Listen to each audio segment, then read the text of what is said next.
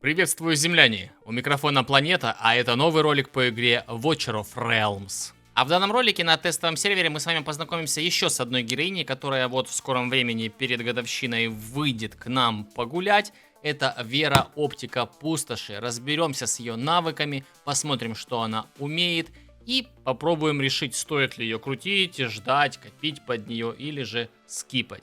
Подписывайся на канал, ставь лайкосик, начинаем после небольшой рекламы. Эй ты! Да-да, именно ты! До сих пор не знаешь, как задонатить в игру или пополнить Steam быстро и выгодно? Сегодня это не проблема, ведь есть Donatов.net. Подписка на сервисы, изобилие популярных игр, все собрано на одном сайте по самым лучшим ценам. Ты можешь быть уверен в выгоде операции, ведь она дешевле, чем в самой игре. Наш любимый Watcher of Realms не исключение. Больше не нужно передавать свои личные данные, для пополнения достаточно только ваш ID.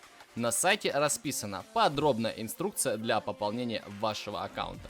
А при регистрации по моей ссылке ты получишь купон со скидкой на первую покупку. Земляне, у Donatов.net можно принять участие в бесплатных ежедневных раздачах. Лутайте декоины и сразу пополняйте любимые игры.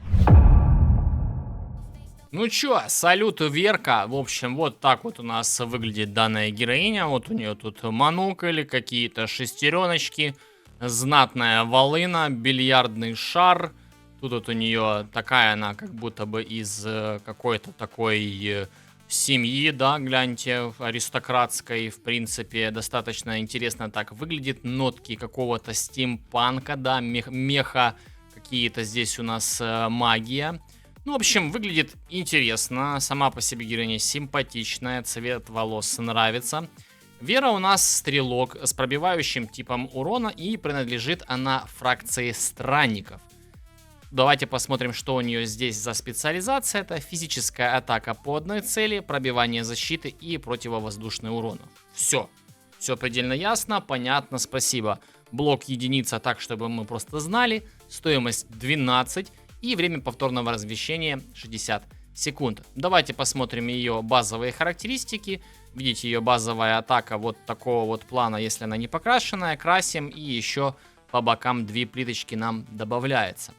Смотрим ее базовое здоровье 11387 и атаки 3795, защиты 904. Так, давайте здесь пока остановимся, погнали сравнивать ее с другими стрелками такого же типа. Ситру давайте скипнем, это у нас герой из красных осколков, хотим сравнивать с героями из синих. И ходят легенды, что эта героиня чуть ли не лучше Сайлоса, давайте посмотрим и сравним с ним. 11506, 3778, 871 защиты. Да, ну плюс-минус то на то и получается, статы в одном и том же диапазоне. У Сайлоса тоже есть пробивание защиты. У них теги, в принципе, одинаковые. Давайте посмотрим Люциуса. Здесь у него тоже 3742, 11164. У всех таких лучников плюс-минус в одном диапазоне. И у Иришки тоже вот 3720, 11000 ОЗ и 904 защиты. Короче, статы плюс-минус в ее профиле, да, так сказать. Где-то лучше у кого-то, где-то хуже, но достаточно спасибо.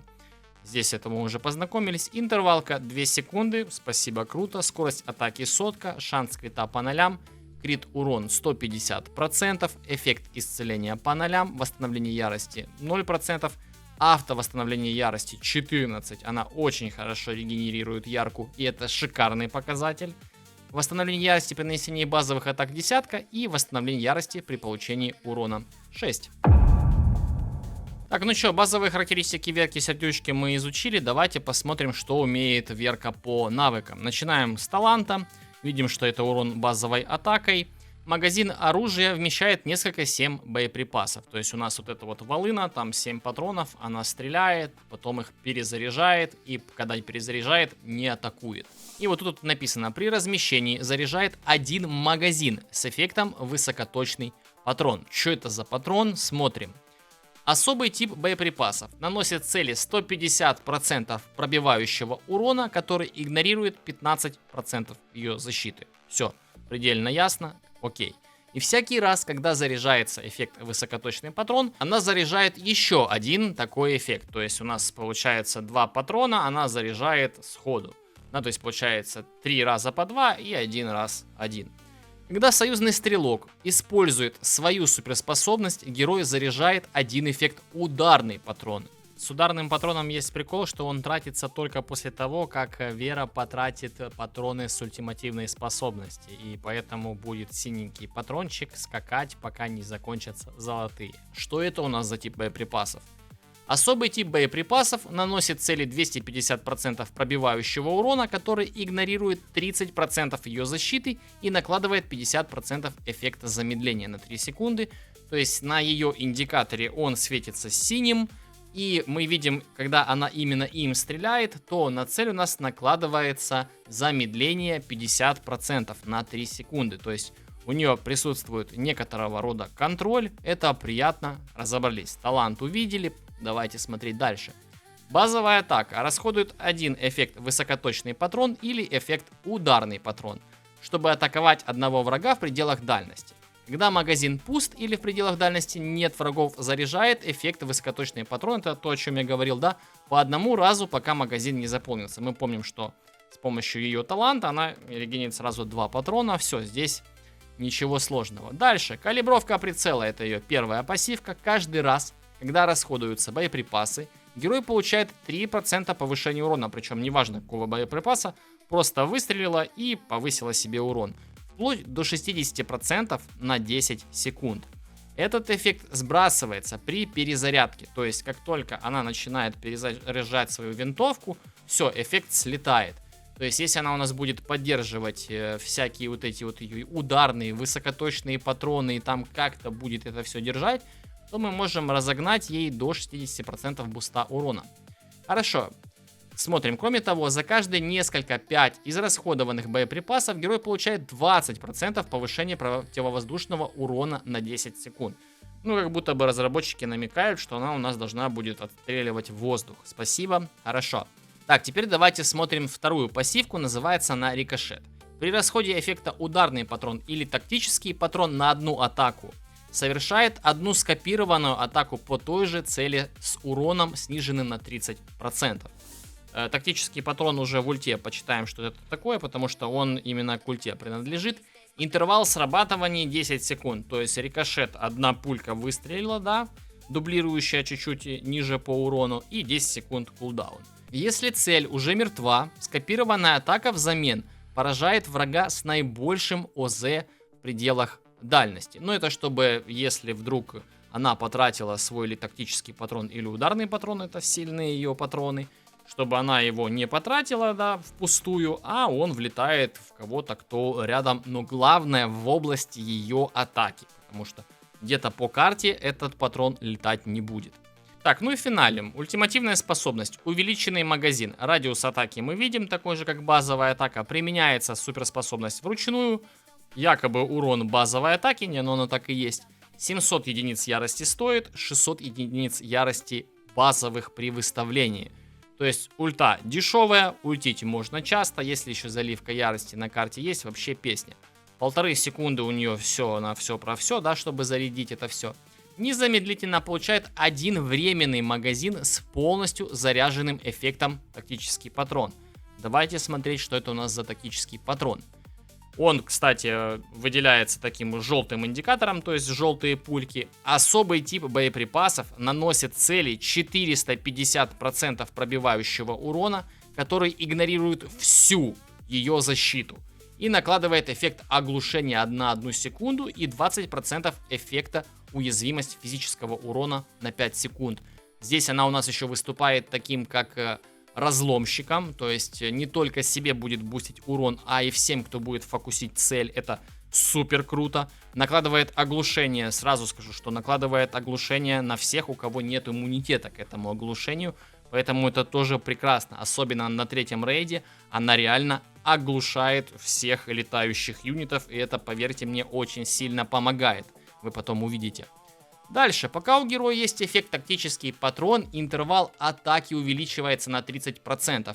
Здесь вот, когда я смотрел на то, как ее ультимативная способность выглядит, мне данная героиня напомнила абсолютную механику из Лиги Легенд у персонажа Джин.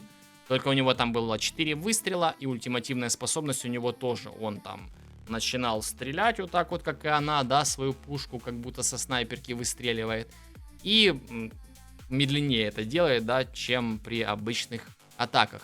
Когда все эффекты патронов вот этих тактических исчерпаны, снимает вышеуказанное ослабление. То есть она перестает бить со сниженной, вернее, увеличенной интервалкой. При этом, если магазин пуст, автоматически заряжает один магазин эффекта высокоточный патрон.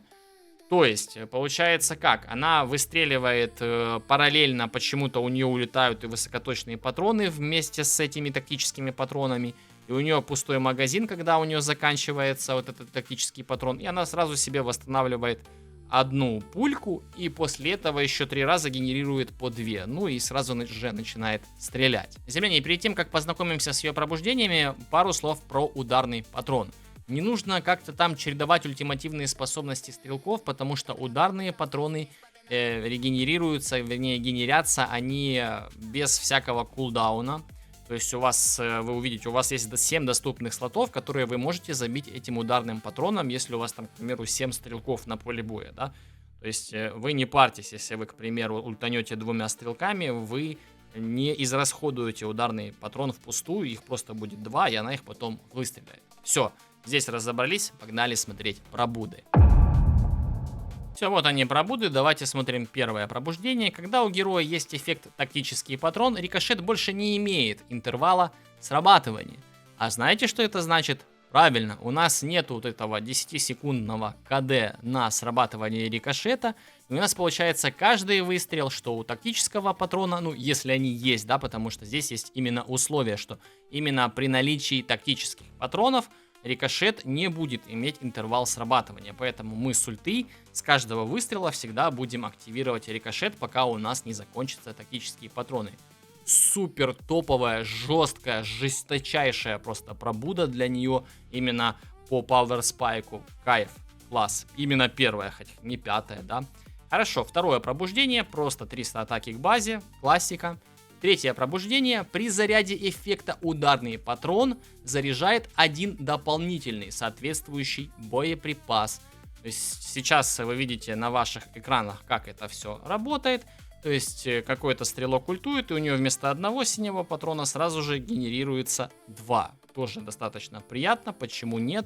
Накладывает замедление этот патрон, игнорирует 30% защиты, спасибо, берем. Четвертое пробуждение, с точки зрения геймдизайна, это очень продуманное пробуждение, потому что смысла нету давать ей сюда пробивание 8%, потому что, к примеру, с тактического патрона она игнорирует всю защиту. И ей вот этот игнор, ну, он был бы просто тупо лишним. Поэтому критурончик у нас здесь будет как бы себя очень хорошо показывать. Ну, была бы здесь атака в процентах, тоже было бы прикольно, хотя у нее база низкая. Ну, в общем, за крит урон плюс 15 здесь лайкос разработчикам однозначно. Пятое пробуждение. Это у нас супер лото, я не знаю, просто казино, жесть. Когда герой расходует любые боеприпасы, а магазин не пуст, с шансом 25% восстанавливает несколько один соответствующих боеприпасов.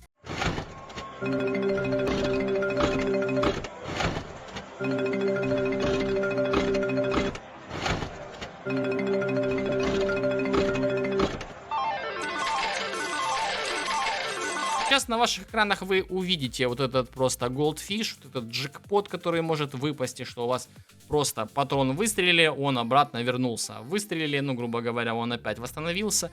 И вот так вот стреляем. Рандомчик, я вам покажу, как он вообще в целом работает. Я немного там выписывал этих цифр, потому что, ну, данная пробуда достаточно рандомная, и я не скажу, что прям вот жестко must-have-ная. Ладно, хорошо, с пробудами познакомились, теперь полетели к таблице тестов. Ну и вот она, табличка. Честно говоря, она меня немножечко удивила. Смотрите, какая ситуация. Сама по себе Вера, когда находится одна, ну, она немного мало урона наносит, потому что ударные у нее вот эти боеприпасы не генерятся. Она ультует сама, то есть синеньких патронов вы у нее никогда не увидите, если она единственный стрелок на поле боя. Вот, пожалуйста, я как раз таки специально с этим учетом и выписал весь дамаг.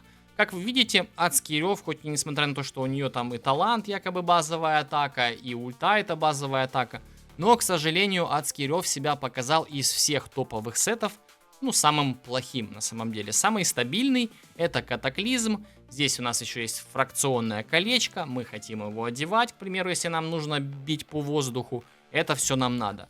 Разницы в статах сейчас чуть-чуть отмотаю сюда. Вы можете увидеть. И, честно сказать, то есть Орев был одним из топовых по статам и не самым топовым по урону.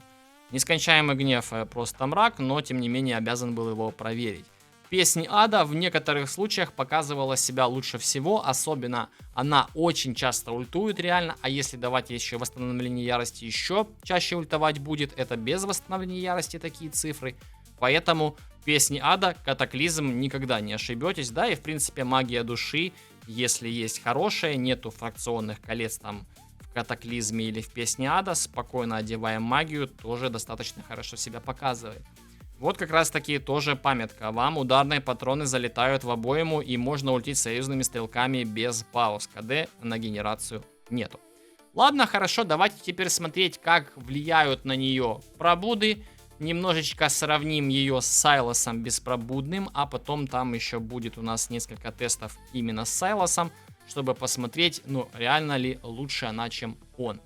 Хорошо, под Арачей сама Вера показала себя лучше, с самой дальней рейнджой, чтобы активировать максимальный буст, да, Арачи. Ну и под Йовором, не сказать, что это большая разница, да, в 600 тысяч урона, это фигня на самом деле, но типа как есть.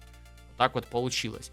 Как видите, Сайлос под Йовором надамаживает, в принципе, так же, как и Вера под Арачей, плюс-минус туда-сюда. Но есть такой нюанс у Сайлоса, что ему нужна Вьерна. Если Вьерны у Сайлоса не будет, то как будто бы этот урон можно там отнять от него где-то, ну, лямов смело 30-25 точно. Это, я думаю, минимум. Теперь смотрите ситуацию. С учетом того, что Вера у нас умеет игнорировать защиту, а в некоторых случаях и вообще просто не видеть ее, да. Сравнивал также еще бижутерию на крит урон. То есть, видите, одна бижутерия на крит урон, 2 на атаку, и 2 бижи на КУ и 1 на атаку. С учетом того, что если у нас есть стрелки, и часто ультуем, часто заливаем ярку, бижутерия на крит урон в одном экземпляре это прям инста. То есть мы всегда должны ее одевать. 2 атака, 1 крит урон. Все. Если у нас достаточно есть и вдохновения, и куча всякой там забафов именно по атаке, и капля, то 2 бежи на крит урон и 1 на атаку. То есть вы видите, урон вырос в сравнении вот с Арачей, к примеру, потому что под Арачей здесь она была с 3 бижутериями на атаку, то урон вырос на 1,7 миллиона. Ну, это достаточно существенно. Так, теперь смотрим влияние ее пробуд на эффективность. Смотрим, беспробудная вот такой вот урон у нее получился. На первой пробуде почти 60 лямов нанесла. Это 44% буста. Это самая лучшая пробуда именно в плане КПД. Третье пробуждение всего лишь 11% и урон 66 лямов, да, с лишним. И на пятой пробуде, ну, в принципе, неплохо, да, 22,6% буста, 81 лям дэмэджа она нанесла. Но разброс такого плана, что можно набить еще больше, да, то есть на 2 ляма, а можно набить и на почти 1,5 ляма меньше. И то я уверен, что это еще не предел. Я просто похлопаю. Да ты хорош, мужик. То есть 96% буста в общей сложности она получает, но вот первая пробуда для героини must have, чтобы вот прям сильно от нее кайфануть. Дальше ситуация, смотрим ее артефакты. Извлекатель душ, коготь скверны, в любой ситуации очень хороший выбор. Что там, что там. Там смотрите уже по вашим доработкам, где у вас лучше доработки, где у вас там лучше бонусы. Тот артефакт и одевайте. Ну, это не ошибка. Также новички, те, кто только начинают играть, если у вас только легендарные артефакты, взгляд тени, прям советую к нему присмотреться, на ней очень хорошо себя показывает. То есть с учетом того, что здесь достаточно слабенькие, да, базовые характеристики у легендарных артефактов, то есть просадка всего лишь на 4 ляма, ну, честно скажу, это не сильно так и много для того, что, ну, должно чуть-чуть побольше давать разницу легендарные артефакты, поэтому эффективность однозначно заметна. Земляне, ну давайте теперь итожить по билду. Лучший выбор это Песнь Ада, то есть Катаклизм. Если есть у вас фракционные кольца, да, вот именно на странников, либо в Песне Ада, либо в Катаклизме, то смело одеваем и пытаемся построить свой билд именно вокруг этих сетов. Нету Магия Души, как и говорил, пожалуйста, одеваем. Слева это у нас обязательно Злая Месть, потому что дает и крит урон, и атаку. Героиня игнорирует защиту. То есть нам, следовательно, для того, чтобы пробивать защиту, лучше разгонять именно крит урон в плане мультипликаторов, да, не только атаку. Это лучший выбор. Новичок. Давай же посмотрим, что тебе одевать. С правого обвеса, да, из бижутерии.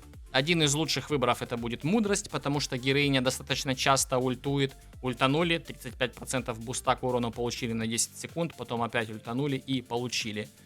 Что будет работать лучше, чем Мудрость? Ночной Ужас. Просто потому что всегда будете получать 25% к урону, и у вас не будет каких-то окон, если, к примеру, вы будете ультить нечасто, у вас нету там заливки ярости или еще чего. Ну, а слева это у нас либо Дикая Мощь, либо Бедствие, либо Вихрь. То есть на первой, если с нормальными статами есть Вихрь, смело даем, потом перепрыгиваем на Бедствие или же на Дикую Мощь, потом на Воеводу, а вот после Воеводу уже на крафтиках, когда нам там повезло, пялим Злую Месть и не стесняемся. По поводу артефактов, смотрите ситуацию. Честно, не рекомендую давать Руку Рока, потому что Рука Рока дает повышение пробивания героя. Она очень часто в ульте она игнорирует полностью 100% защиты. Нам не надо игнорировать 110-120, это вообще бесполезно. Поэтому не надо ей давать Руку Рока. Это просто, ну, по КПД не очень. Коготь Скверны, Извлекатель душ, также одеваем ей всякие вот Взгляд Тени. Также нету смысла одевать Взгляд Идриль, потому что он также дает игнор к защите, который ей не то чтобы нужен. Теперь давайте же рассмотрим активности, где данная героиня у нас зайдет. По рецензии самих разработчиков, она разрабатывалась сугубо для третьего рейда, ну, по крайней мере, так написано. Не только в третьем рейде ее посмотрим. Здесь я ее щупал беспробудную, потому что с пробудами, в принципе, и так понятно. Вы видите команду на своих экранах, будем расставляться в центре. Проходка стандартна, я вам сейчас ее запущу, вы посмотрите, как это все работает, и встретимся на характеристиках урона и обсудим, что вообще героиня из себя представляет.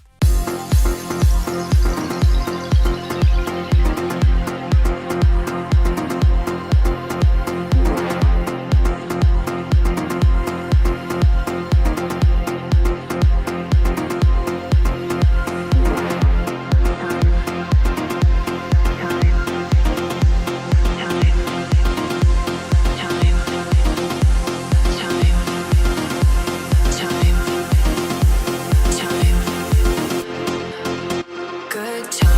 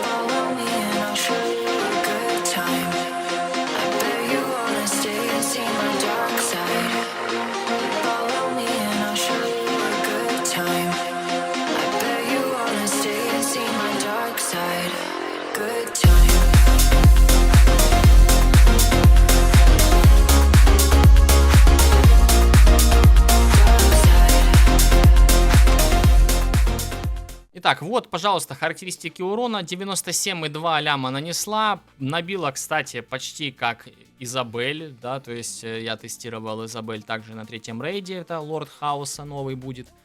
То, в принципе, на уровне лорда бить достаточно неплохо, с учетом того, что беспробудная. На первой пробуде тут вообще будет бить, наверное, больше, чем 5-я Акира. Это все классно, но, честно, очень обидно было, когда она ультимативную способность свою тратила на прыщей, которых босс вызывает, чисто чтобы их лопнуть. И если бы как раз-таки как-то это все было бы, летело бы только в босса, босс бы умер еще раньше. Поэтому достаточно неплохо она себя показывает на третьем рейде. Это очень хорошая альтернатива, если у вас нету таких соло-дамагеров, как Сайлас. А если есть Сайлас безверный, то она однозначно будет лучше, чем он. Поэтому как альтернатива зайдет. Но чтобы прям незаменимая, вообще нет. Земляне, ну а это я должен на самом деле комментировать, потому что вот на рейде материалов артефактов раскрылось вообще все, что нужно. Здесь я взял и Сайлоса беспробудного, да, ну, понятное дело, что верно на аккаунте есть, дал ему личный артефакт, ну, потому что, как будто бы, если у героя есть личный артефакт, то, ну, почему бы его не использовать? У Веры его нету, поэтому, если бы был, можно было и с ним сравнить, но, тем не менее. Единственное, что я ему дал адский рев, не одевал ему песнь ада, потому что у него есть еще и личная шмотка в песне ада, было бы еще больше разницу, я думаю, сделала бы в его пользу. И плюсом здесь у Веры почти на 600 атаки больше именно по статам, чем у Сайлоса, то есть у нее карт-бланш, да, то есть у нее фора. Она однозначно должна как бы показать себя лучше, чем Сайлос, да. Выставляемся, здесь у нас Валарка, давайте теперь смотреть, сейчас будет выходить босс, что же у нас сделает Вера сама. Вот она дамажит, с ульты бах-бах, что-то там бьет. Босс идет, 89,2, да, 89, ну, было бы там 88,8% она бы оставила хп боссу.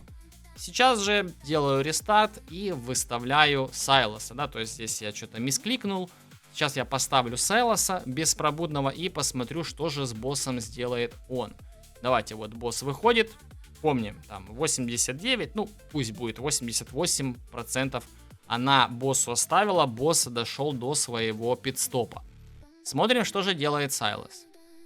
Все, бах, босс сейчас пойдет, все вроде бы то же самое, 88, 85, 80%.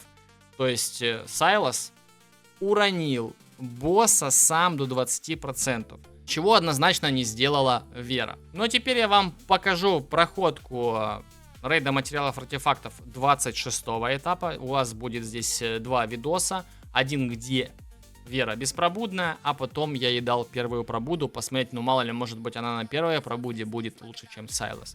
Встречаемся уже в конце.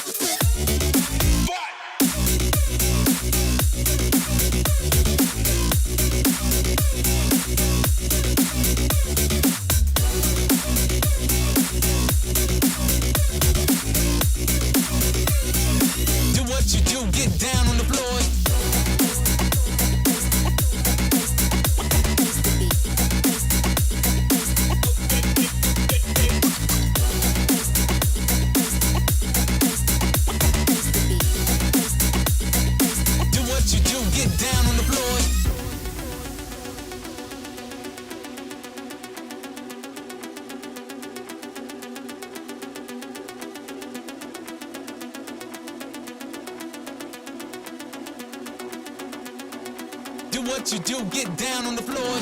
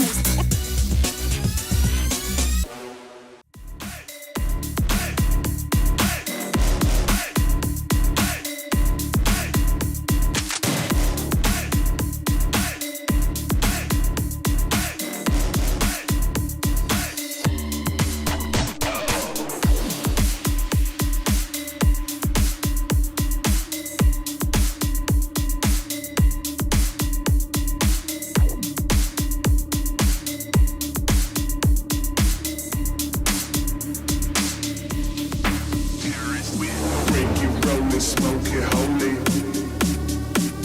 And don't let anyone control it.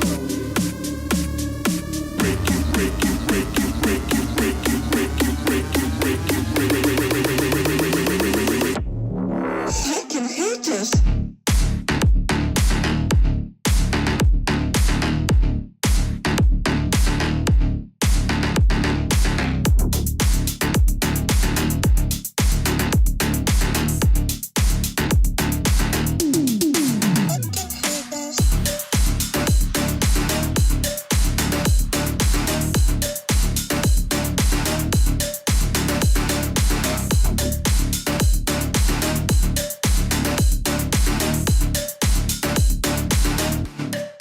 I can hate this.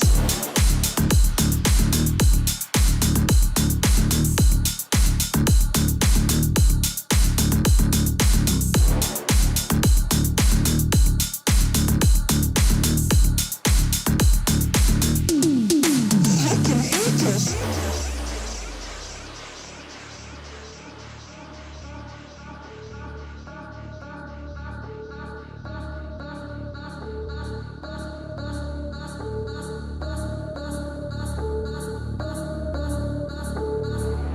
Break it, roll it, smoke it holy.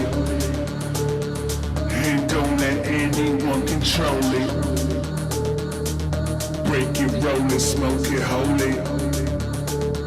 And don't let anyone. Ну и что мы видим? 15,5 миллионов урона против 18 лямов урона. Как будто бы даже на первое пробудие, на вот таком вот высокоуровневом контенте, ну, немножечко Вера хлебает. Если ей там в будущем какую-нибудь личную шмотку и личный артефакт с какими-то свойствами дадут, однозначно будет давать фору. Но, как вот старого игрока, у которого есть Сайлас на пятой пробуде, я думаю, что вот все старые игроки, у кого есть Сайлас, ну, не получилось у нее убить Сайласа и отправить на пенсию. Ну что, давайте теперь порассуждаем устно, в какие еще активности она может зайти. По сути, да и рассуждать нечего, потому что туда, куда заходит Сайлас, будет заходить и она, только чуть-чуть хуже, если у Сайласа есть там все условия, да, там, наличие вьерны, наличие именных шмоток, артефактов и бла-бла-бла. В целом, если этого у вас нет, Вера супер заходит, однозначно отстреливает кабинеты красиво. Ладно, давайте смотрим. Единственное, у нее огромнейший минус — это ее зарядка. Она заряжает вот эти свои выстрелы. Бывали такие случаи, что именно из-за этой зарядки она у меня щит на клан-боссе не пробила. Просто тупо из-за того, что стояла и фотографировала этот щит, пока у нее накапливались эти патроны. Это важно иметь в виду. Рейд для снаряжения 1. Однозначно нет. Рейд для снаряжения 2. Тоже она там не нужна. Рейд для снаряжения 3. Альтернатив куча. Если нету аналогов по типу Сайласов и так далее и тому подобное, с Йоваром просто ставите и пройдете. Да, ну нужен какой-нибудь Неджа вниз там или Гретхен, потому что без всего этого, ну, не хватает урона, если честно. Драконова пади. Ну, можно использовать, да, там в пачке странников, не на бездну точно, а кошмарика попинать с ней можно. Руины титанов. На матрице как будто бы нам такие герои не нужны. На Симрахе 100% будет бить, однозначно, почему нет. Пачка со странниками играет на Симрахе, пожалуйста, Сайлас там тоже играет. Башня обмана, 100% да, Сайлас играет, всякие Сашки играют, и Вера заиграет в башнях обмана. Чертоги иллюзий Малрика, ну, в принципе, больше, наверное, на обсидианках поиграет, особенно где у нас там будут какие-то супер жесткие по защите цели, либо же нужен просто будет пробивающий урон там в соло цель, однозначно туда зайдет. Подземелье снаряжения 1 мимо, подземелье снаряжения 2, в принципе, физическую волку она в состоянии отмудохать. Подземелье снаряжения 3, ну, в принципе, на данном этапе пока что там странники не особо играют, ну, там, если взять в учет 11-13 этапы, точно нет, где-то пониже, ну, однозначно будет стрелять, убивать. Арена одиночная цель, вряд ли, арена массовая, как бы, мимо, арена противовоздушный урон в секунду. Если бы у нее не было вот таких вот жестких перезарядок, у нее нету каких-то там обилок, которые позволяют бить вне ее ренджи, поэтому, ну, там просто по темпу она не успеет. Война гильдии, ну, Сайлас, если бы играл, как будто бы она поиграла, может быть, но она не играет, и Сайлас тоже не играет. Рейд для материалов и артефактов. Ну, как будто бы на безрыбье можно, но... Ну вот, смотрите, это будут однозначно использовать те, у кого вот просто нету коллекции, да, потому что огромная куча альтернатив, ну просто огромнейшая именно для рейда материалов и артефактов. Кодекс бессмертных. Единственное, где это я пока что вижу, это вот как раз таки у нас яростный поток Пелагии, да. Она там конкретно босса, я думаю, будет наваливать очень хорошо, там вместе с Саргаком или вместо Саргака. Нужно еще потестить. Кодекс бессмертных пока что не открыт, не было возможности. На какую-нибудь Эрисдель, может быть, но у нее соло-урон, она вряд ли как-то там что-нибудь делала. Хотя, по сути, игнорируя всю защиту, возможно бы как раз-таки ее вот одну из копий достаточно хорошо пробивала бы и роняла. Разлом пустоты вообще 100% да. Дальше, испытание фракции на странниках, ну, очень... хорошо будет бить, игнорировать защиту. Я думаю, босса должна выпиливать очень быстро. По поводу прилива, ну, в принципе, можно. Давайте посмотрим. Вот она на первой пробуде, у нее 103 тысячи БС. На прилив почему нет? Можно разогнать и побольше. Поэтому достаточно крепкая боевая сила у нее. И на прилив, и на ГВГ привязок там по первой можете тоже из нее делать. Ну, смотря на какую пробуду вы ее достанете, да. Давайте вернемся к оценкам. Ну, рейд для опыта, рейд для золота, такие герои там не особо что ли нужны. Ну и так, земляне, мы увидели все плюсы и все минусы данной героини. Урон у нее есть, этот урон не постоянный, есть вот эти вот ее длительные перезарядки. То есть она не в состоянии поддерживать какой-то бёрстовый урон. Этого бёрстового урона как будто бы местами что-то и не хватает. Где-то может и удивить уроном, а может не удивить уроном. Первая пробуда максимально раскроет ее, это большой плюс, что она не настолько прям пробуда зависимая. На первую пробуду ее делаем, и она чуть ли не в половину сильнее, чем была до этого. Это тоже такой плюсик для нее, но она достаточно нишевая, очень узконаправленная. Героиня, которая будет играть вот только там, где противовоздушный урон нам нужен, к примеру, на третьем рейде, да, чуть-чуть где-то в башне там местами можно ее взять. И эта героиня больше для новичков и для тех, кто там, ну, за 2-3 месяца игры не достал себе каких-то путных стрелков. Поэтому с точки зрения какого-нибудь новичка, может быть, даже бы 7 ей можно было поставить.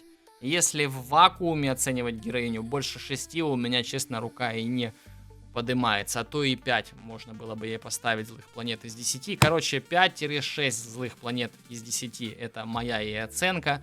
Не то чтобы прям must have, но достаточно неплохо может развить вам аккаунт, если же у вас нету такого же типа героев, как Вера. Земляне, вот такой вот обзор. Честно говоря, читая навыки, я ожидал чего-то, наверное, большего от Веры. Надеялся, что она сместит Сайлоса, причем так с треском, но этого не произошло.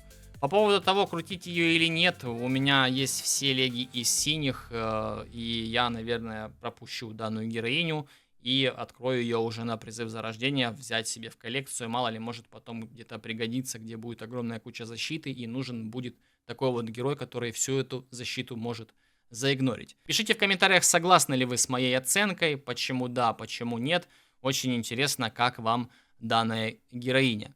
Также не забудьте подписаться на канал, поставить лайк данному видосу и поделиться данным видео с друзьями, ведь скоро на нее баннер, пусть будут в курсе, как данная героиня работает и стоит ли на нее крутить. В описании найдешь мой телеграм-канал, подписывайся туда, актуальные новости, промокоды и все, что связано с игрой Watcher of Realms. Меня зовут Планета и играем в Watcher of Realms красиво. Увидимся, когда увидимся. Пока-пока.